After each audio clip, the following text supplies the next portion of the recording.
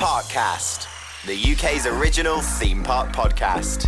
Welcome back to Parkcast, Park fans. If you don't know by now, if you are new around here, we are a podcast for theme park fans, and we try and be here every week with your daily dose of theme park nerdy chat. I'm Bex. Kev isn't here this week, but I do have a guest who I think you might know. The lovely Adam Hattan is with me. Morning. You had to get that one in there, didn't you? I feel like it would be rude for me to not start like that. It would be. Then no one would know it was you. Hopefully you are listening in the morning. If you're listening at night, that's just going to totally throw your body clock off. But anyway, we move on. Adam is here with me this week. Now, if you don't know him already, he does a lot of Disney content, especially on YouTube. That's probably where you will know him from. So we're going to chat about that. But we're also going to chat about a little project that he has been working with, which, if you're a theme park fan, could really interest you. It could involve 3 days out in exchange for your opinions. And we all know theme park nerds love to give their opinions. So I think there might be a few of you listening going, that sounds like it might be right up my street. So we will get into that.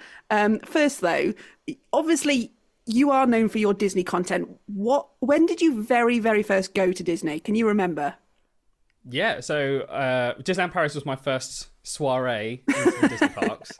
And I remember my parents were actually telling us that we weren't going, whereas apparently we were going on a camping trip. And then as we were sat in the car ready to go, we had that surprise moment when they said, "We're going to Disneyland." You wanted the OG, like those moments on TikTok where you see the parents do that. If it was recorded, it would have been those. We didn't have cameras back then. Not that I'm trying to age you, but yeah. No, it's understandable. There was no cameras back then. Certainly not portable ones that were very convenient. But then I think I first went to Disney World when I was 16. Okay. And it was when that Iceland volcano went off.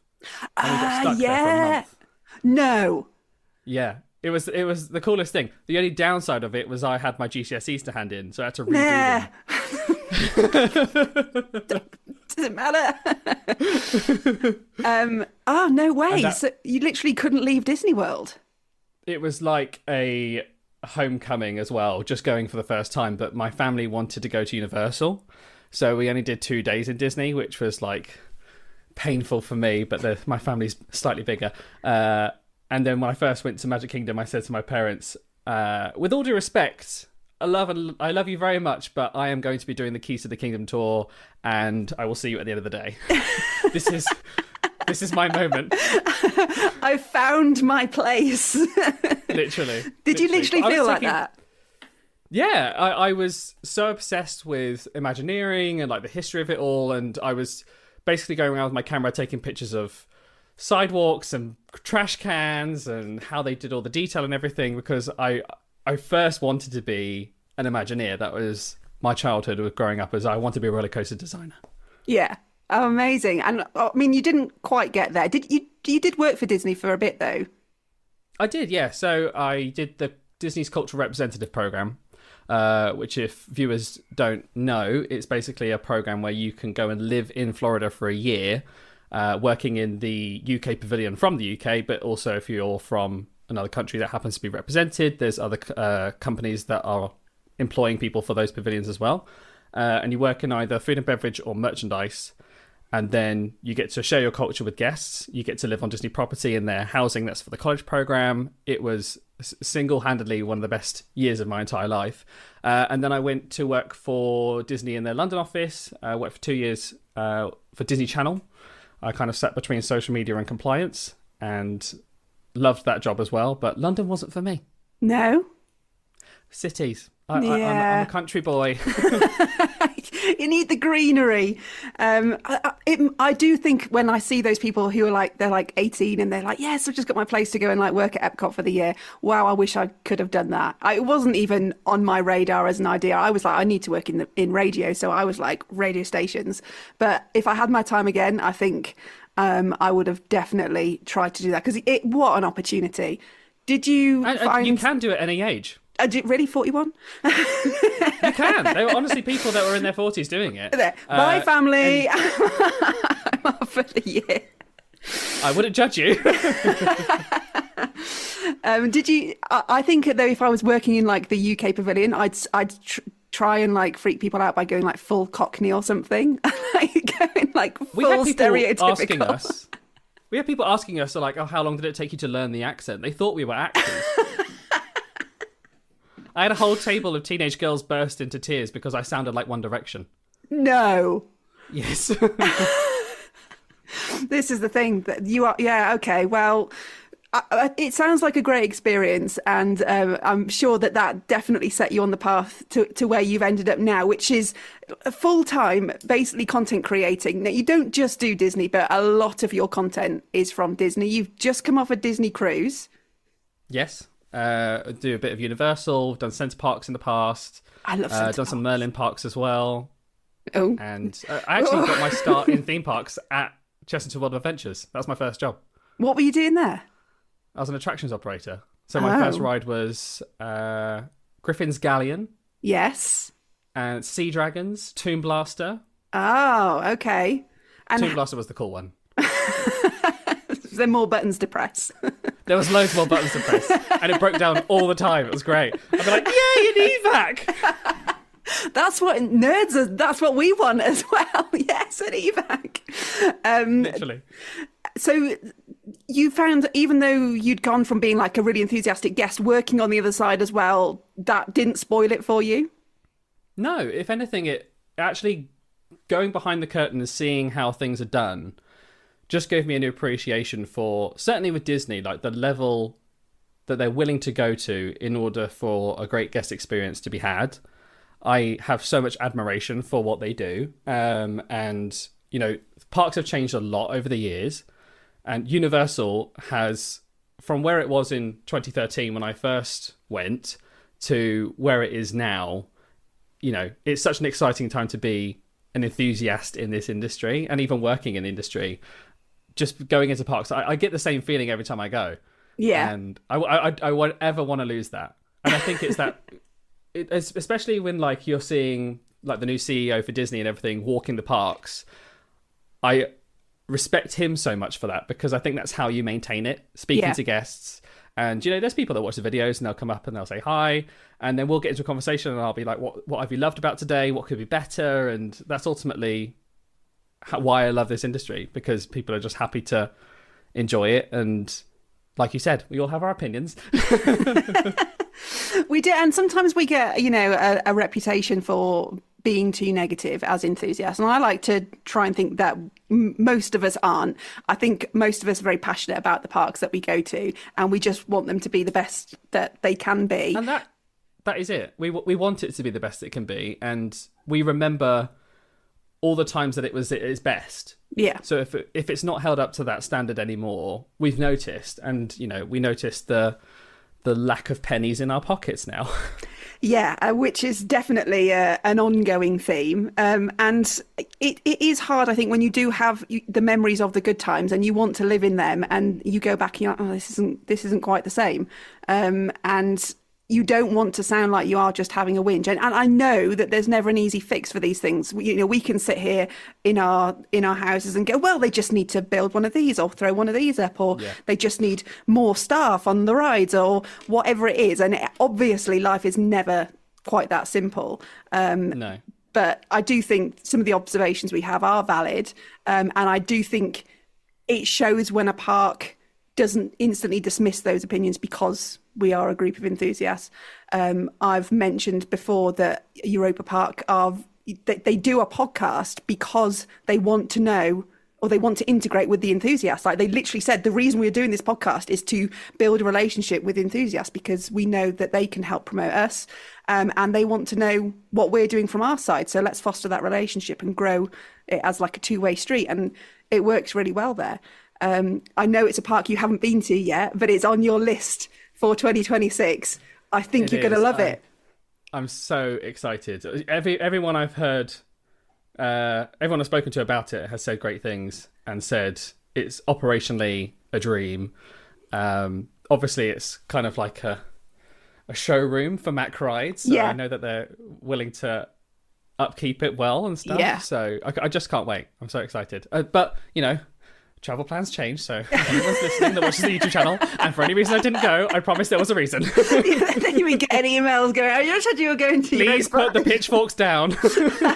Do you get that? Do you find that your viewers are sometimes like, well, I've been expecting this from you, or you didn't do what I wanted you to do there? So COVID taught me never announce a trip until it's happened. Okay. Because travel plans change all the time, and COVID more so.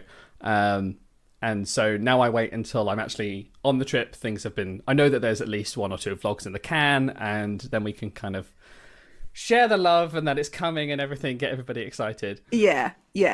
Do you find a pressure on creating content now? Because now it's like your full-time job. Do you feel that, like, I have to go and vlog this trip, I have to go and capture this content, or is that still easy for you? It doesn't feel like a grind? It's a really careful balance, because I'm very much aware that this is my livelihood. My livelihood is tied to the YouTube channel, but it's predominantly me going on holiday and filming my trips and posting that social media. It's not... If I get into the point where I'm going for work in my head, then that's when I think it's going to change, and that's when I think I'll be more critical.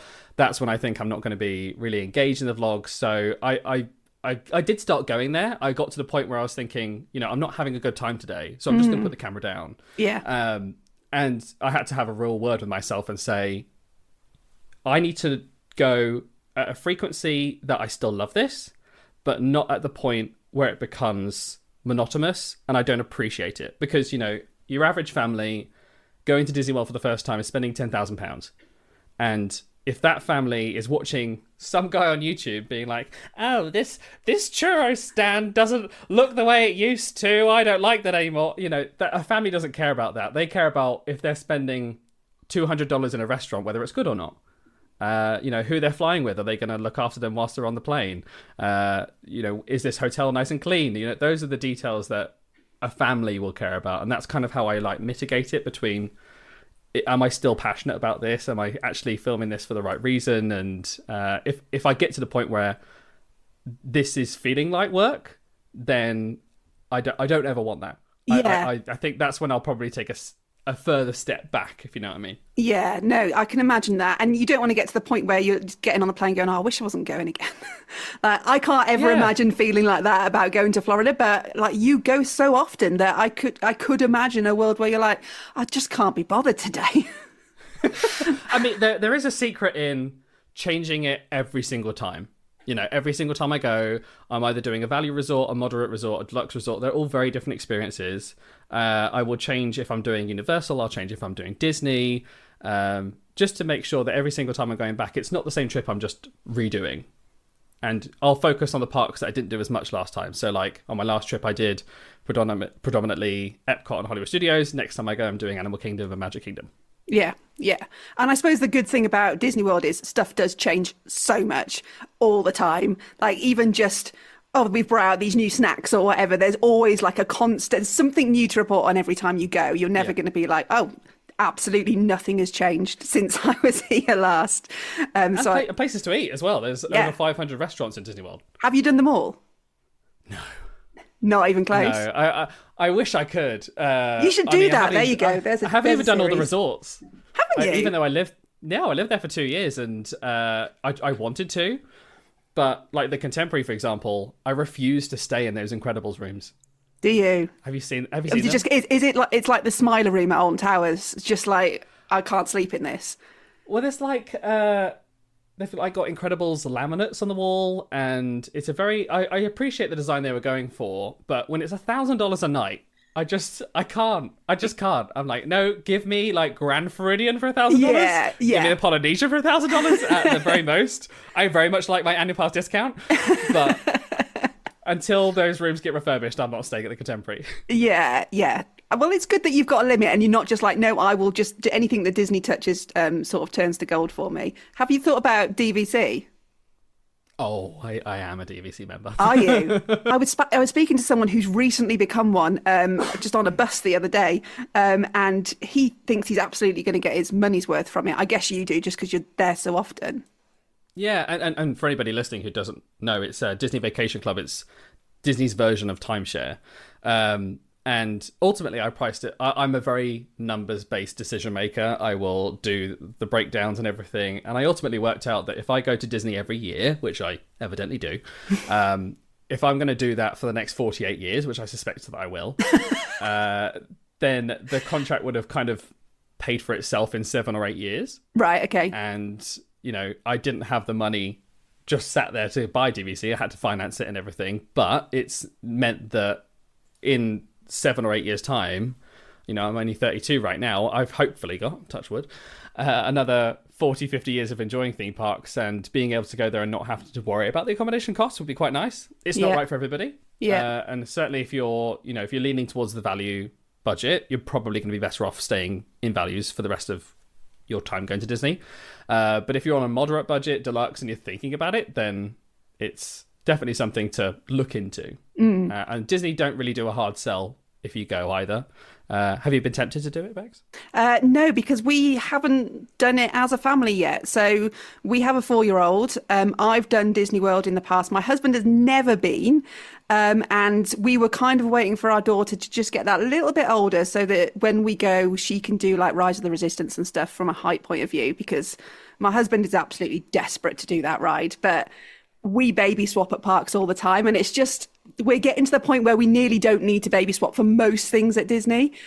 So we're kind of just waiting for that level. I don't know if I could commit to going every year, but I don't know. I might get the bug. So you've been? Oh yeah, I've been. Yeah. Yeah, you've been. What would be your dream trip? Where would you want to stay? How long would you want to go for? At least 2 weeks.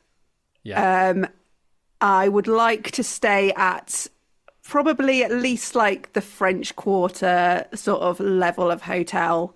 But I also, I don't know if I say this to you, I love Universal. So, I would probably try and do like a week at Universal as well. So this is what, I don't know. I don't know if it would work out. I think the thing that will maybe change the game for you though is, and I get choked up about it every time I talk, so I'm going to try not to. It's not necessarily about your experience at Disney. It's the eyes of your children. It's the eyes of your family. It's whenever I go and I'm watching the character cavalcade come down and you're seeing these little girls going, Elsa, that will break me. It's not necessarily, I love the parks, obviously. I love the detail that they go into, but actually it's the family interactions you see and that you would obviously experience with your daughter as well. And living it through somebody else's eyes, that's the thing that is the magic. Yeah. And the thing that Universal definitely has Epic Universe, but Disney has consistently. Right. And certainly with the characters. Yeah. Yeah, I think what I need to do is go back. I think it's been such a long time now since I've been, and because we've never done it as a family, it is going to be a different experience. I would always say that I am a roller coaster nerd over and above a theme park nerd. I absolutely love theme parks, but the big coasters are what really draws me into theme parks. So that's the other reason I think why sort of Universal has cried out to me, and why when we went for the Epic preview last year, we didn't even step foot in a Disney park. We just did Universal. But at some point I need to just do it and commit to doing it, and then I guess we'll see how it goes. And yeah, I mean, it's not something that I would write off in the future, signing up to it. I know that for the next however many years, like you, I am going to be going to theme parks. So yeah, if it makes financial sense, then it could be one. And my catchphrase from YouTube, which I'll use for you in booking your Disney trip, is treat yourself. You know what? If it ever goes tits up with the content creation, just move into sales. Do you know what? I thought about it. I'd love to work for DVC. That'd be great. Oh, I could see you doing that. Or if all else family, fails, welcome home. TikTok shop. If not, slightly more budget version. Talking of content creation, I just want to touch on, there's so many theme park enthusiasts who see what you doing what you do, and other people like Sean from Theme Park Worldwide, and they kind of go, I want to do that. And what you guys do is make it look very easy, and you don't see the hard work that goes on in the background to be able to get channels to the levels that you are now at. But I think you also sometimes don't see the negative side of it, which is, I mean, even when I post a video about something slightly controversial, I'll get comments from people saying, no, no, no, no, no. And I've got quite thick skin and I'll kind of brush them off. Does that ever get to you? Do you ever get to the point where you go, I don't need this hassle, actually, to just do my job? Do you know what? There's a special on Netflix called Brene Brown, I want to say Call to Courage. And she's basically a research professor studying shame and everything. I watched that documentary and it genuinely changed my life. And it changed my whole perception of social media. It changed my whole perception of how viewer interactions that are negative on the internet, kind of where they come from. And she basically did a TED talk that went viral, and she had loads of negative comments. And there's an analogy that she uses, or a quote she uses from Teddy Roosevelt, where he says, if you're putting yourself out there, if you're getting into the gladiator's ring, as it were, if you're taking risks, if you're fighting with lions, if you're doing all this stuff, you're actually presenting yourself to a stage.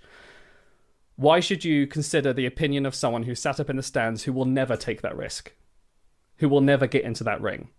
And it just flicked a switch in my head that told me, if I'm in the ring, say you and I having a conversation, you turn around to me and say, Adam, that thing you did, not great. You probably should have done better there. I'm gonna fully invest into your opinion and everything. And that's not to say you shouldn't consider the opinion of other people that are viewers and everything like that. I do that on the regular, but one opinion shouldn't be the thing that changes your whole perception of yourself. In your heart where you're coming from, what you're doing, the motivation you're doing, you're trying to be a good person and everything. So just having that little filter of, where is this opinion coming from? What's motivating it? Do I actually feel sorry for that person that this is how they're choosing to voice themselves? They might be dealing with something personally I'm the mechanic for that. And it's just allowed me to make sure that when those comments are having, I'm perceiving them a different way. I'm not taking them personally. I'm looking at them very differently. But also, there is a secret to just not engaging. Yeah. And it sounds frivolous, and it sounds like it's easy to do, which we all know it's not. But at the same time, if you're not engaging, you're not fueling the flames. Yeah. Because the second you bring attention to that person's opinion, it's only going to amplify it.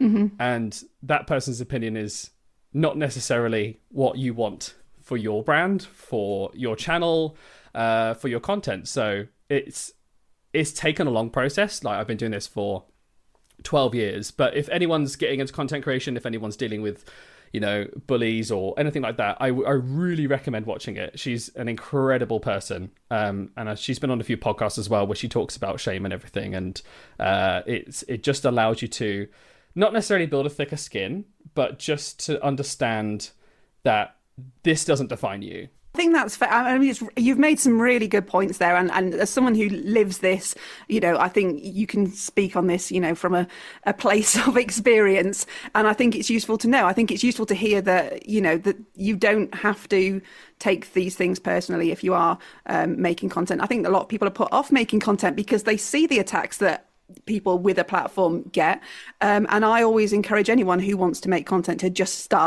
pick up the camera, pick up the microphone, whatever you're doing. If you've got an idea for something, just start. And that is the secret to it. Like, don't wait until you've got the best camera. Don't wait until you've got the best mic. We've all got phones. They've all got cameras, predominantly. So that's when I would just say your voice is your biggest unique selling point. Your perspective is the thing that is going to give people a reason to watch you. Share your opinion. Yeah. In the videos, give that the mechanic that people connect with, because everybody's coming from a different perspective. I'm going to review a park very differently than you're going to review a park with your daughter. You're going to be thinking about how much she's enjoying it. Someone who's coming at it from an accessibility standpoint, who's using a wheelchair, they're going to have a very different.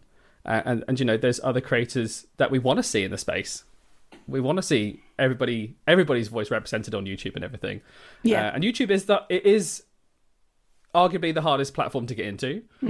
But it's also the place that you can build the best community. Like the people that watch with the videos and engage with them, some of them have become very great friends, and it's having a community behind you it's like this ability to know that there is always someone fueling your flame. Yeah. And you just feel like whenever you're jumping off a bridge to fly, you feel a bit more confident that there's a soft landing there. Yeah. And if you can build that slowly over time, like there's never rush to viral is my tip. Yeah. And go slow. There's been quite a lot of chatter about that in the theme park community, and people who want to have a platform very quickly and maybe like buy followers and things like that. And slow and steady, I think, wins the race, and perfect what you're doing over time, and you'll get more comfortable with doing it the more you do it. That first thing you post out probably won't get to very many people, but you just keep going, I guess, and improve on it.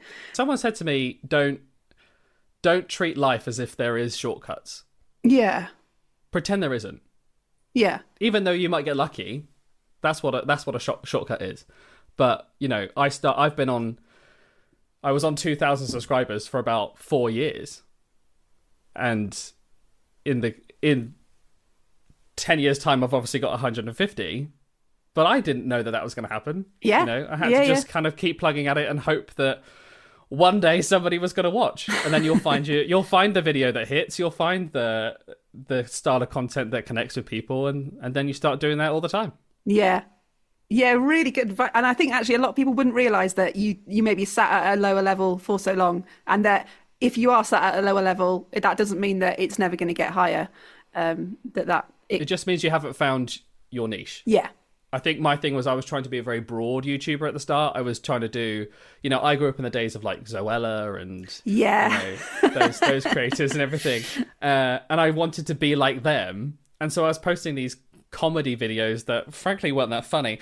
And are they still actually up? No. It was actually me posting tips videos on how to apply for the Disney program. Okay. That connected with people. Yeah. And then it was vlogs from Disney. Yeah. So you never know what's going to be your thing, but you've just got to start. Yeah. That's one of the hardest things. And post consistently. Yes. All great tips. So there you go. Take that on board if you are thinking about doing it, if 2026 is going to be your year. Now, what I wanted to speak to you about was this what would we call it? An idea that you're working with. There's a company called Enterpex. Entertainment, experience, Enterpex. I see what you did there. You made a jingle as well. Okay, so you are looking for theme park fans who can come and get involved in this. But what is the idea behind the company? What are you trying to achieve? Sure. So Enterpex is a guest experience consultancy. And basically, one thing I noticed in going to like IAPA and all these industry events and stuff is that there's a missing link, and you'll probably agree with this, between what executive decisions are being made and what fans want and need. There's some communication there, but there's certainly not a lot of what we would call qualitative data. You've got quantitative data that is like attendance figures and stuff like that. Mm-hmm. And then you've got qualitative data, which is going to be people's opinions, why people make decisions, all that sort of thing. And with Enterpex, we saw there is a gap in the market to build this link, and we can do that through mystery shopping as part of what we're doing. So we're building something called the Guest Collective, and this is basically something that anyone can join all around the world, where whether you're an enthusiast or just a casual park goer, you can sign up for free. You will then get invited to complete what we call the entry survey, and that's a short survey, about 7-8 minutes, that asks you your decisions about why do you go to parks, do you wish there was more X, do you wish there was more Y, how do you find accessibility, do you have any needs that you would like to see fulfilled in the future, and stuff like that. And then upon completing that, you've been entered into a prize draw. So at the moment we're doing one which is $1,000 Disney gift card. Oh. And then you also qualify to accept mystery shopper jobs. So these are basically a way to get your day out comped, where you're getting your admission and stuff covered in exchange for just filling in a survey at the end of it. So, and we're hoping that with the information that we're getting from enthusiasts, from fans, families, park goers, whatever it is, we can help take that information to parks and say, listen, everyone's pushing for inclusion and accessibility right now. We think that there's an opportunity there. We're not necessarily going to parks and saying you're doing this wrong and pointing at them, but we want to have both the opinion of enthusiasts and park goers and everybody to say, no, genuinely, we can evidence the fact that this is what people want and need, so that we're building a better experience for everybody. That's ultimately what we want. We want parks to be providing that experience for us. We want to increase competition for great customer service and giving everybody the best day out possible. And, I'm happy to share that as we've been collecting data and stuff like that, that one of the biggest things is value for money. That's the disconnect. Yeah. And I think sort of internally, I would say that's something that I feel that people are talking about and wanting. But it's interesting that you've actually got the data to sort of back that up. And what I guess you're seeing that what people feel like they're not getting so much value for money now, or they want more. That's the thing that people have identified as the biggest thing that's missing from the parks industry widely. It's not any particular theme park or anything like that. But, if you've been going to places like Thorpe Park, Alton Towers, for many years, you remember the days of like paper fast passes and the fact that was just included in your park admission. Yeah. And parking was included in your park admission. Yeah. And I think I would love a park to just have an experiment where they include the parking, they include fast passes, because I also think, and I know you were talking about Rat Pass in the past couple of episodes. I think that would relieve the stress on people trying to abuse the system who don't need it, which would then make it easier for people who do need it to actually access it in an efficient and clean way. Yeah. Because people would have a way to get a free bypass. I don't think being able to skip a wait should be determined by how many coins you have in your pocket. Yeah. Yeah, absolutely. And I would love a park to just give it a go. Just try it and see what happens. Well, I'm going to blow your mind here, Adam, because guess what Europa Park do? Exactly that. No way! This park that's consistently highly rated by its guests and visitors, which offer, exactly that. And it's a question, it's something that I've discussed with other enthusiasts and say, it works there. Why can it not work at some of our parks in the UK? And I don't know why we're not trialling it. I can't see a reason to not do it. Because I think Holiday World in the US, they do free parking, free fountain beverages. Really? And something else free. I know it's like part of their like ethos and everything. But they have such great, great affinity with their guests because of that. They've got such a loyal fan base. And I would love to put this question to you. Do you think the Merlin parks would be better if they weren't all one big company? Yeah, well, look, I stirred up the hornet's nest this week when talking about the Merlin parks, and it wasn't about the Rat Pass; it was about pricing and stuff like that. I think there's strength in numbers in some respects, but also it's kind of got to the stage where now that even the marketing teams are centralised and stuff like that, I think the parks are losing some of the things that made them special. And there are certain things that just can't be done on a group level really successfully when you have Alton Towers, which is such a different park to somewhere like Thorpe Park. I just think it needs a real bespoke sort of focus on it.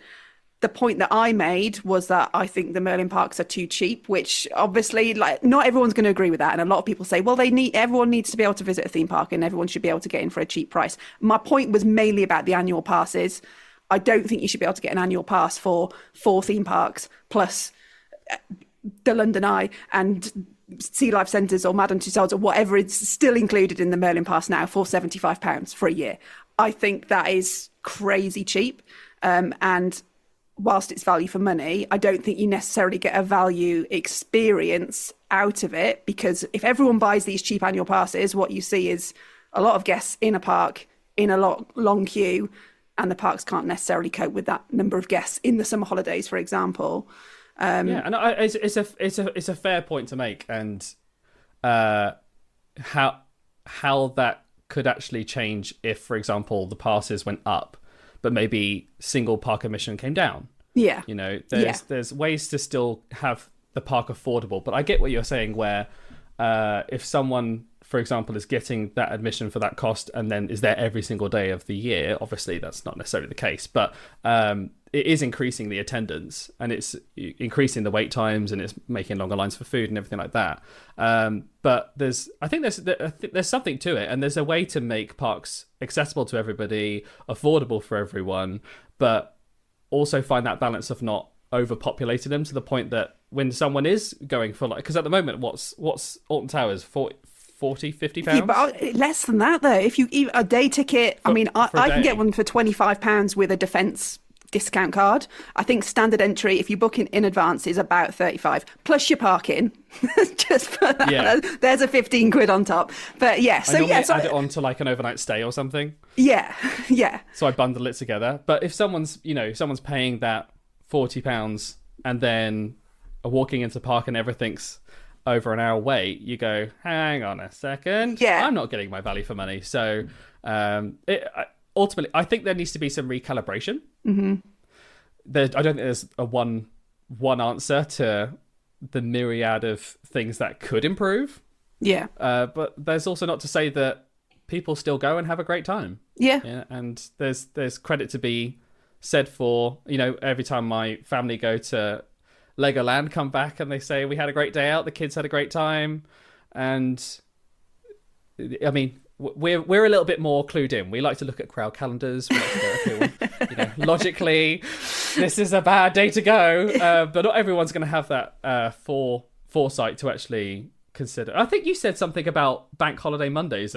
Yeah, very. They're but do you know why they're a secret spot? Because most of the Merlin passes are blocked out on that day. So pass holders don't get the platinum pass holders will get entry, but there's obviously not that many of them. But the Merlin, definitely the essentials. I think the golds are blocked out for some of the bank holidays, and there is just that psychological thing of it's a bank holiday, theme park's going to be really busy, I'm not going to go. Yeah. So then the reverse is true, and you go and you're like, wow. I want to put it to the test this year. I actually got that Merlin pass this year, so I'm gonna see about it. And I think with Universal coming as well, I think there's a very big chance for shake-up. I was going to ask you about this because I guess this is something that, even though it's Universal, I'm sure you'd be more excited if it was a Disney park, but even though it's a Universal park, you must be absolutely buzzing that this is coming to the UK. Honestly, since I would say 2019, when my friend Gary and I, if you watch the channel, you know Gary very well, we went back to Universal and we had the best experience. I think they've really invested in training their team members to be great advocates for great customer service. The food quality has increased substantially. And the thing I love about Universal, and this is playing into what we were just talking about, you can rock up on the day and not have to plan anything. Yeah. And have a great day out. Mm-hmm. You can buy the express pass that is obscenely expensive, but when you pay that high price tag, you do have short wait times. You walk onto pretty much everything. Yeah. And it includes unlimited rides on everything. Even Disney doesn't offer that with their Premier Pass.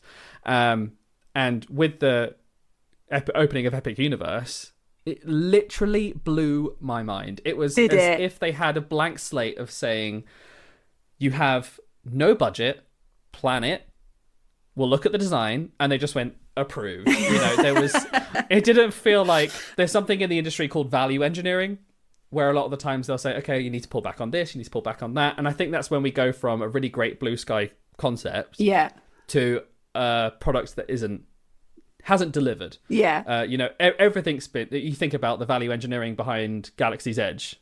They were going to have roaming droids, they were going to have this interactive bar with a big fish tank that had a alien floating in it and stuff like that we ultimately didn't get. It's not to say that Galaxy's Edge isn't amazing, but it didn't feel like there was a lot of value engineering in Epic Universe specifically. It felt like walking into Dark Universe seeing all the tombstones and the mist that's coming out of everywhere. Yeah, just incredible. Stardust Racers is it's so good. Is that what's on? You've got a print on the wall behind you. Is that a Stardust Racers print? Yeah, I was eyeing that up. I was like, oh, where's he got that from?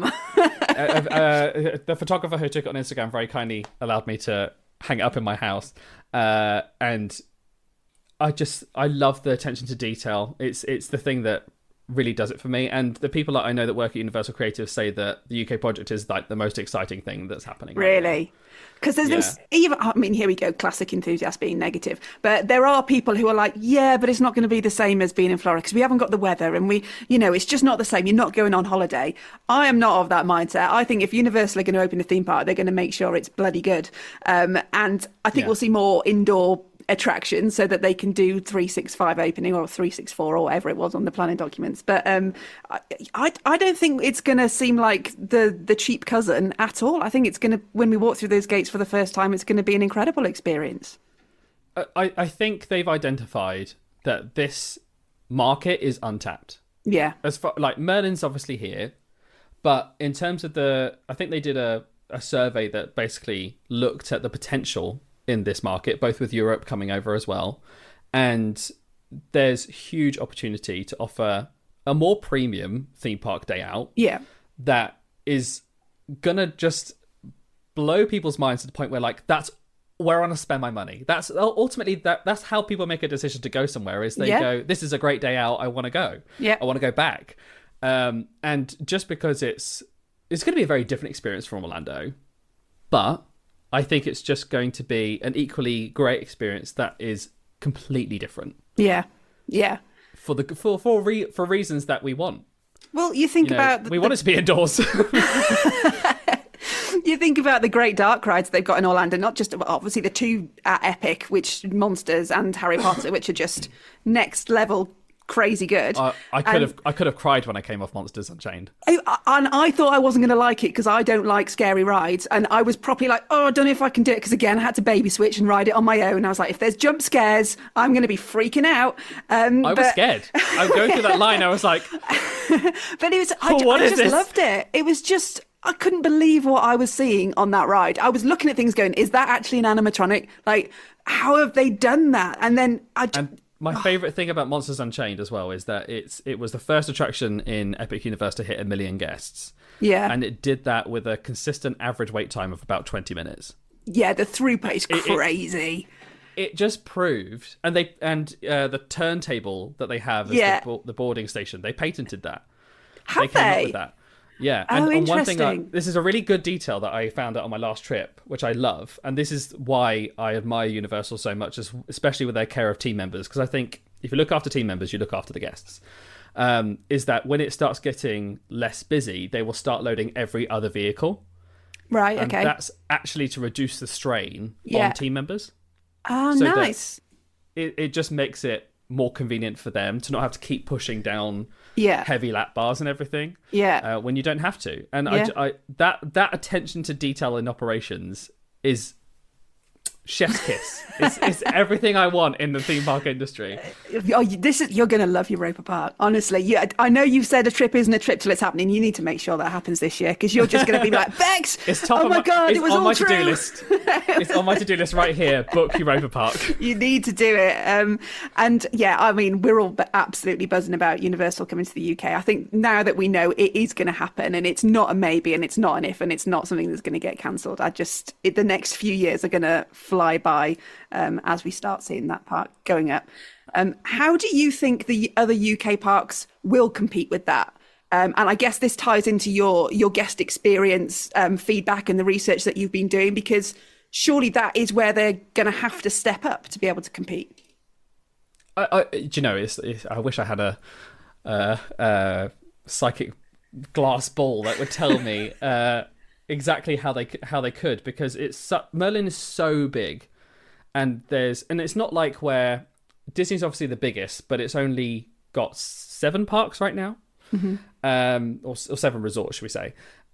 They're dealing with so many different microclimates around their parks. Every single park is different to operate. I worked at Chestnut World Adventures.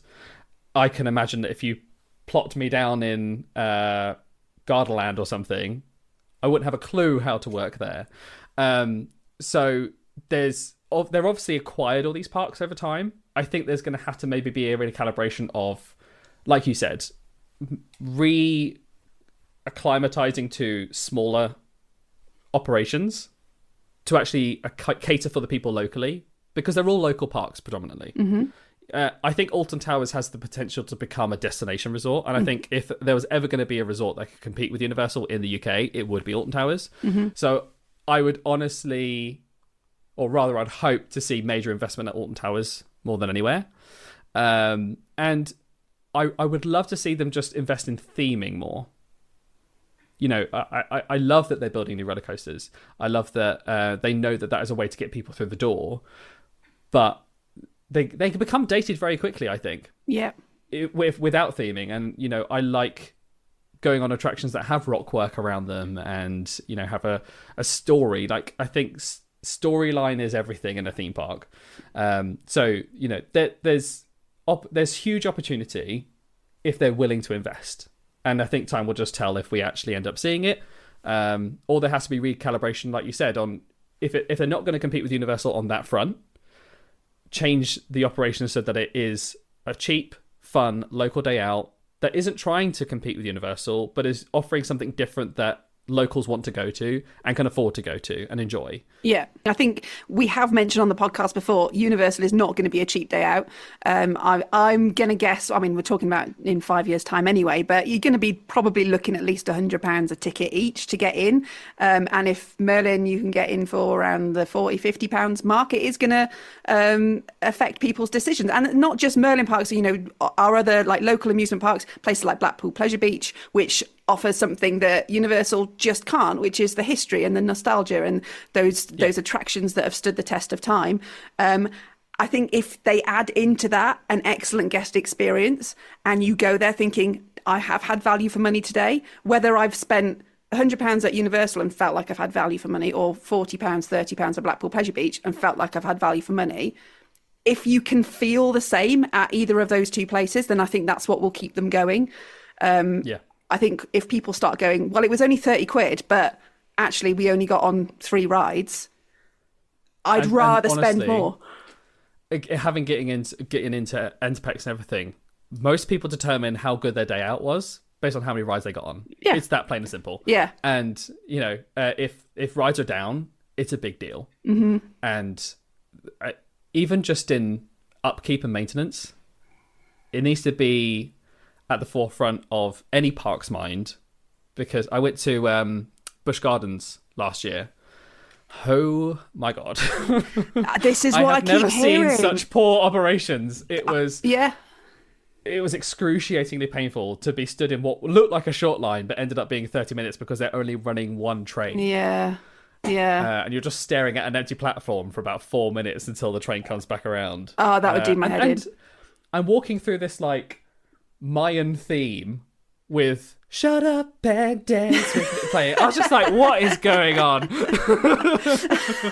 And it was weirdly quiet, and that actually wasn't a good thing. Yeah. Because even though the wait times they looked reasonable, obviously they weren't, there's no vibe there. Yeah. You almost need a park to have life in it. You need it to have people moving and enjoying themselves to actually feed off that, I think. Yeah, definitely. And it's interesting you mentioned that, because I haven't been to Busch Gardens, and on paper, like, I absolutely need to go there. I need to get on Iron Gwazi, like, there's no doubt about it. But every single hands review, down one of the best roller coasters I've been on. But this is the problem. It's like, I really want to go on that roller coaster, but every review lately, especially from people who've come from the UK, is it's a nightmare, and it puts me off. As a guest, it puts me off going. And like, you just and that's valid. Yeah, that is valid. Sort it out. Can I just get a token to go and ride Iron Gwazi, and then I'll come back out and I'll get on with my day.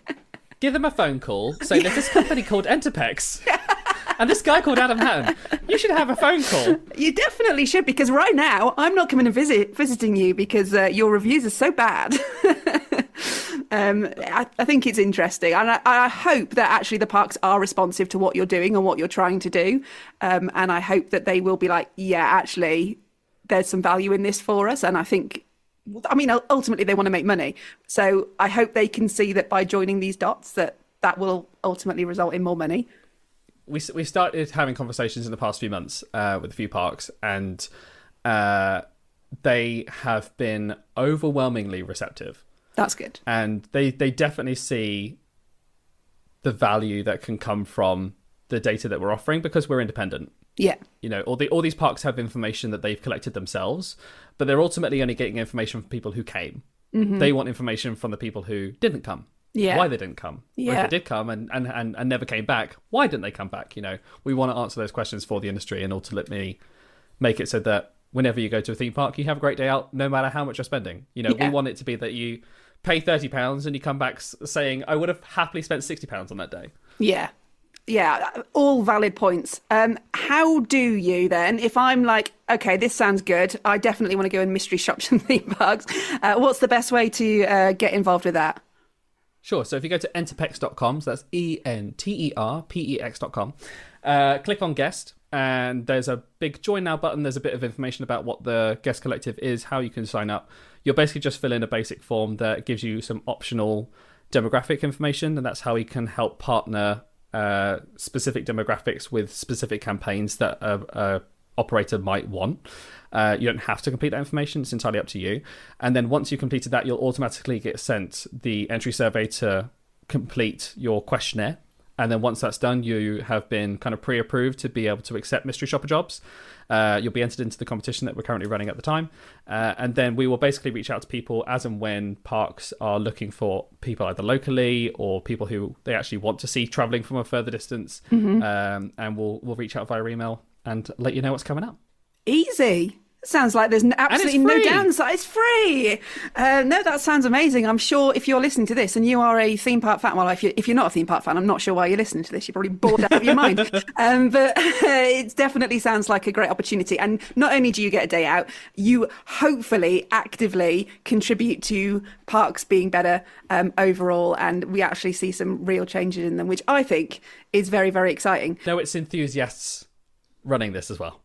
Yes, I think that is important. We're doing it for the good of the industry. Yeah, exactly. You genuinely want to see the parks be better, and I think that is something we can all agree on. It's been wonderful chatting to you. And so you've mentioned Europa Park. What else have you got on your 2026 bucket list? Obviously, none of it until you're on the plane. We know. No one hold him to account once he says these parks. The top of my list is Dollywood. I don't know if I'm going to make it this year with a budget and everything, but I've watched so many vlogs and it looks like such a magical place. Yeah. I would love to just experience some of the Six Flags parks. I've never been to any of those. Yeah. But I've got the Merlin Annual Pass this year, so I'm hoping to go to Alton Towers and Thorpe Park. I haven't ridden Hyperia yet. Oh, okay. Well, I'm looking forward to getting on that. Yeah, I'll be interested to know your thoughts on that one. For me, I don't think it's as intense as some people think, but yeah. But then a lot of people say they do find it very, very intense. So I think it's one of them. Well, that's interesting. I think it'd be interesting for you to spend quite a bit of time in the Merlin parks as well, having spent so much time in Florida and kind of seeing how the two compare. I will be interested to see your feedback on that throughout 2026. I'm going to go down memory lane at Chessington for sure. Well, I hope it doesn't spoil your memories. Are you a fan of Paw Patrol? Hard to do. You just can't wait to get on Chase's chasing roundabout or whatever it is. I'm sad that Wild Asia is gone because that was my first ride that I worked was Cobra. Yeah. And I love the music. I mean, was it just you singing it? Me behind the fountain. Hello. I would love that. Before you go, I have one final question for you. Just gotta ride it. This is the part of the podcast where I always ask a guest, what one ride, usually a roller coaster, I will expand it to ride, but what one ride do you say we've all got to go and ride? Imagine all the roller coasters in the world are about to be destroyed. Which one are you going to save, and why should we all go and ride it? I'm not sure if anybody else has said this one, but I'm going to say Incredicoaster, formerly California Screamin'. No one has said that one. Disney's California Adventure. It is. I don't know what I look for in a roller coaster but re-rideability is up there. And fun is up there, and that roller coaster just has it all. Like I can get off and get straight back on because it's got a launch in it, it's got a slow lift in it, it's got fantastic theming. Now they've added The Incredibles, but also just the music as you're going around. Yeah, you know, you're going around these loops and everything. It's da da da da da da. Oh, it's just great. I absolutely love it. And it's got almost like a wooden frame. Yes, yeah, for a steel track roller coaster. Yeah, and it's just awesome. I can't recommend it enough. Amazing. Well, no one has mentioned that, and it's good to see you're not totally negative against anything Incredibles themed, just the hotel rooms at the Contemporary. I just don't want to... I would happily stay there if it was a moderate price, but at a deluxe price, nah. But maybe Enterpex could get involved with Disney and you could give them that feedback. We would love to work with Disney, and we can only hope that there is a day that we do. Yeah, I think that would be amazing. I hope that you get there one day. I think you deserve to. I think that you'd obviously have a lot of decent feedback to give them. I think you'd be the perfect. But also, person I have to kind of shout for what you're doing as well, because I would have loved growing up to have a podcast like a Parkcast to actually listen to and be like, I'm not alone in this, because I grew up in a village literally in the middle of nowhere. There was no one who understood my love of theme parks. I was such an anomaly. And so what you're doing is absolutely great, and keep going, keep doing it. And anyone who's listening out there that thinks like, you know, I'm the weird one who likes theme parks. You're not. There's a whole community out here, and it's a really great place to coexist as well with enthusiasts and people who love theme parks and connect on social media as well. You know, you'll find friends for life in this industry. It's great. I think that the important thing to remember is we're all weird here together. We are absolutely the weird ones, but that's fine. No, thank you for that. You make me blush. And I mean, I'd probably go back a bit further than you. But yeah, when I started getting into roller coaster enthusiasm, literally the internet was just starting. And we just had message boards and things like that. And we were scanning. I remember Towers Times. Towers Times, you know, still going. That was the only thing that was the onny thing you could do, was go on Towers Times and like, oh, what's the latest news? What is Alton Towers building now? And someone had scanned in a really bad photograph that they'd taken on like a Kodak disposable camera. They'd taken it to Boots and printed it out. And they literally had good times. Good times. Adam, it's been absolutely fantastic talking to you. Thanks so much for coming on Parkcast. Good luck with Enterpex. Don't forget, if you do want to go and sign up to that and you want to go and do some mystery shopping at some theme parks, how exciting. It is enterpex.com. I will stick the link in the description, so if you've missed that, you can find it there. If you haven't already, do hit subscribe so you don't miss an episode. I am trying to be here every week, but sometimes it's just not possible. So that way you will never miss one. If you'd like to leave us a review, I always read them. Try not to be too mean. And if you don't already, come and follow me over on Instagram or TikTok. We're having lots of fun over there. Till next time, though, we've been Parkcast. Parkcast, the UK's original theme park podcast.